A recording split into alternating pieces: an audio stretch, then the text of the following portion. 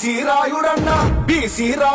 రాజంపేట గడ్డను ముద్దాడిన బిడ్డరో మన చెంగల్ రాయుడన్న తెలుగుదేశం జెండాను ఎత్తుకున్న